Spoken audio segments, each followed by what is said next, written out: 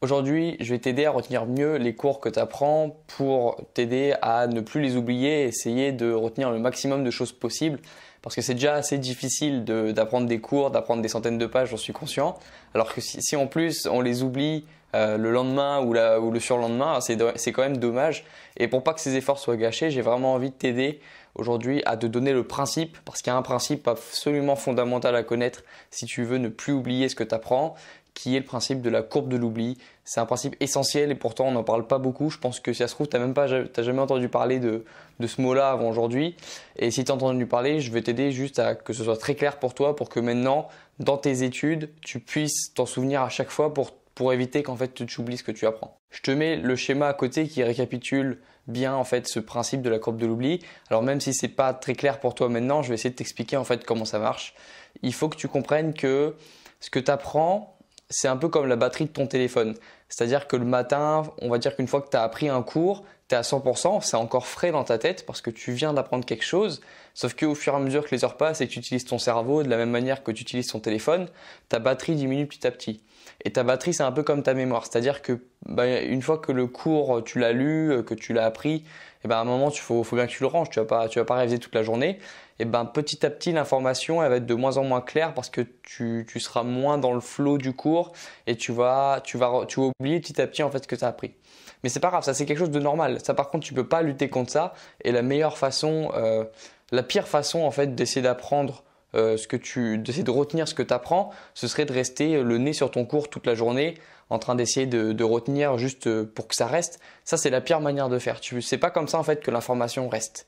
L'information, elle reste d'une certaine façon et c'est donc ça dont on va parler aujourd'hui.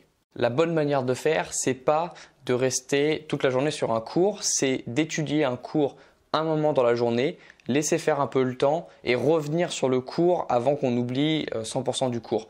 Là, tu peux voir avec le schéma que le premier jour, la première fois que tu révises, c'est le moment où la courbe descend le plus vite. C'est parce qu'en fait, le cours est nouveau pour toi. Ce que tu apprends, tu viens d'apprendre quelque chose de nouveau, donc c'est normal, c'est pas encore ancré dans ton cerveau et c'est pour ça que ça part vite l'information. Et c'est pour ça que c'est important, si tu révises quelque chose de nouveau, de pas juste le réviser une fois et puis après de plus y penser. C'est comme si tu faisais une séance de sport une fois, tu allais courir une fois 10 km, puis après tu dis ouais c'est bon, c'était cool de courir, et puis tu n'y retournes plus. Là il n'y aura pas de progrès, ça va repartir, tu n'auras pas gagné d'expérience, tu n'auras pas gagné en vitesse, tu vois. Et avec les cours c'est pareil, il faut y revenir plusieurs fois pour que ça rentre. Et sur le schéma que je t'ai mis, que je trouve assez clair, il y a 6 courbes, tu vois. Et chaque courbe, c'est une révision de plus.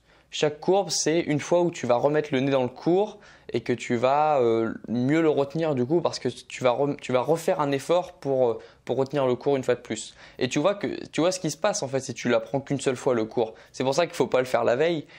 Si tu le fais une fois, en fait, tu vas voir, tu vois la courbe, ça commençait bien. Forcément, au début, tu es à 100% parce que tu viens de lire le cours. Tu as l'impression de le connaître parce que tu l'as lu. Et après, tu le lis qu'une fois et puis après, tu finis vite à zéro. Par contre, si tu le fais une fois et que tu reviens dessus, tu vois qu'il y a une deuxième courbe qui remonte, qui va te remettre près de 100% et quand elle va redescendre, cette courbe-là, elle descendra plus à 0%, elle redescendra plus aussi bas que la courbe d'avant. Et il est là le principe. En fait, il faut vraiment que tu comprennes ça.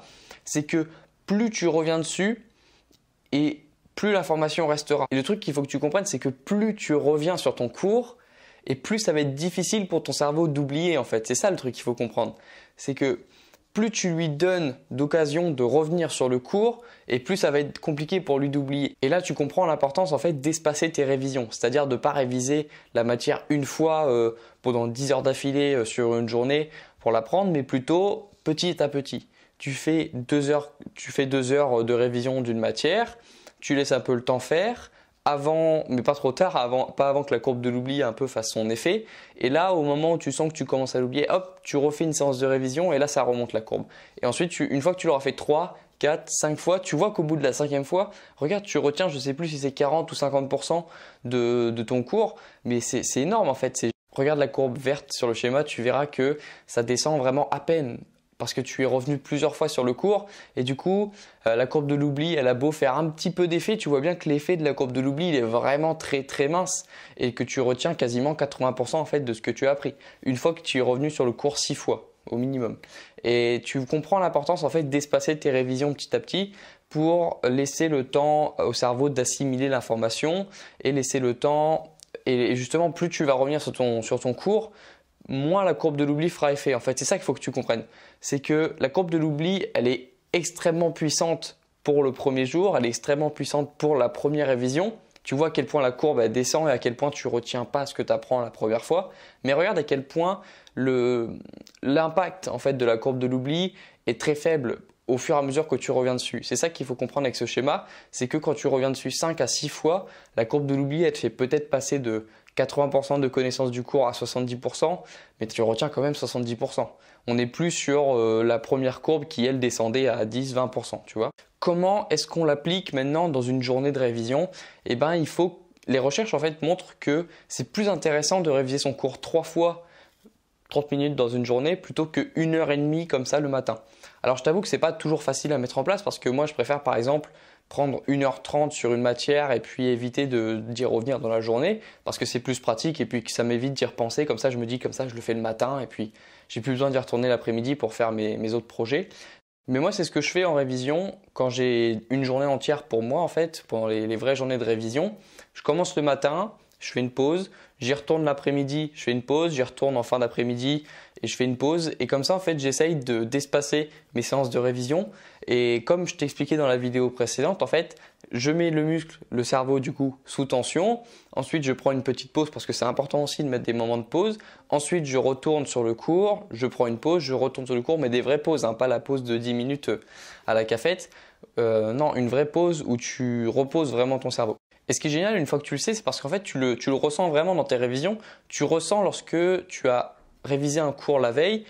Normalement, tu vas voir que le lendemain, quand tu vas te réveiller et que tu vas retourner sur le cours, tu vas sentir qu'il y a quand même quelque chose de différent. Tu vas sentir que c'est un peu moins abstrait pour toi ton cours et tu vas sentir que tu le maîtrises un peu mieux.